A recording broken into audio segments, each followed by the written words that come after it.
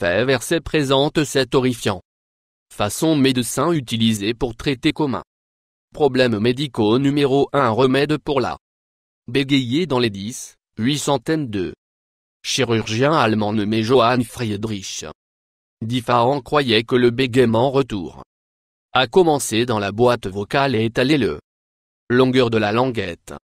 Il a pensé que faire une incision à haut de la langue, puis prendre une pièce triangulaire arrêterait les gens de bégayer qu'il appelait hémiglossectomie, qui signifie le retrait.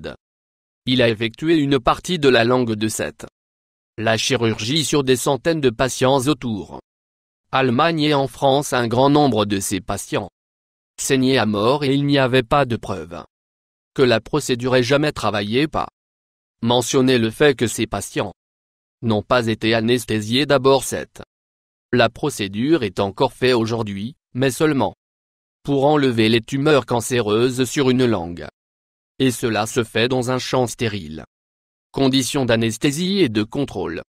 Numéro 2. Hémorroïdes. Traitement. Pendant le Moyen-Âge, une personne n'a pas prié à Saint Fiacre, le saint patron les jardiniers, et les personnes souffrant d'hémorroïdes ils seraient maudits afin de traiter hémorroïdes. À l'époque, le médecin chauffait une tige de fer jusqu'à ce qu'il soit chauffé au rouge et le bâton dans le rectum de la personne. Si un personne ne voulait pas aller avec le fer, procédé de traitement de tige, ils peuvent siéger. St.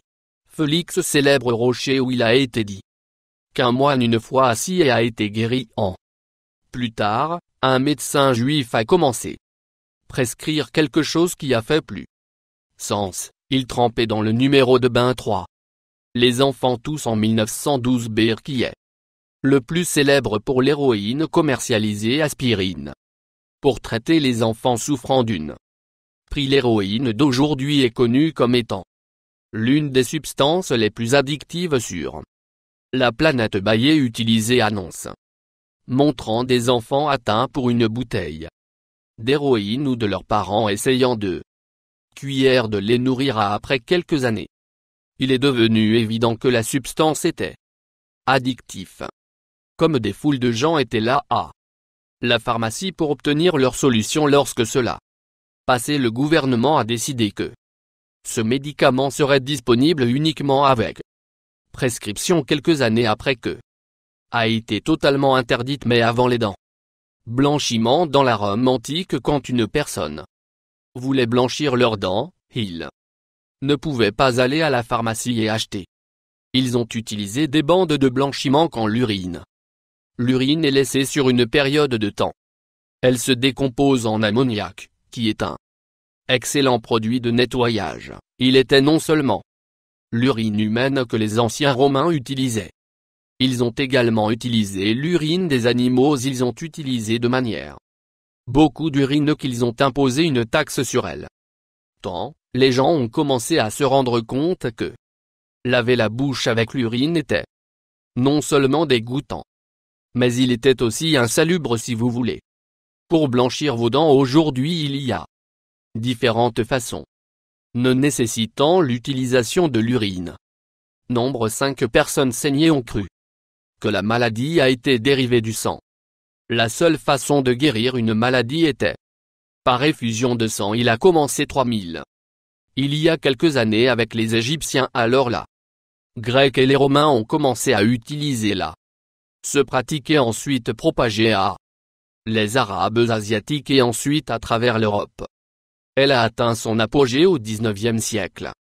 De nombreux médecins influents croyaient que le corps humain était rempli de 4 grandes choses jaunes, billes noires, flegme et de sang pour une personne. De rester en bonne santé, ces choses nécessaires pour être équilibré. Si une personne avait une maux de gorge, un nez bouché ou quelque chose sérieux comme la peste, le médecin coupait la veine ouvrière du patient et de vidange une partie de leur sang. Ils ont également utilisé Sansu pour le traitement par la suite. Après avoir fait plus de recherches, il a découvert que les saignées faisaient plus de mal que de bien.